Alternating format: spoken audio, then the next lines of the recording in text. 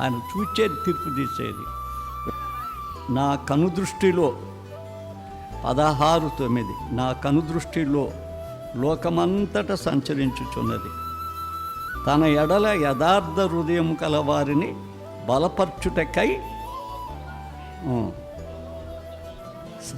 సంచారం చేస్తుంది.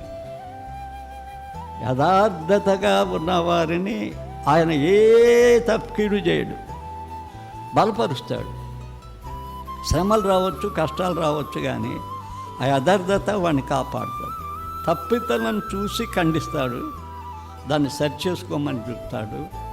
సరిచేసుకున్నాక యథార్థతగా వచ్చినాక వాడిని జీవితాన్ని ఎక్కలేనంత ఎత్తైన కొండను ఎక్కిస్తాడు. కుటుంబాన్ని కూడా ఎక్కలేనంత ఎత్తైన కొండను ఎక్కిస్తాడు.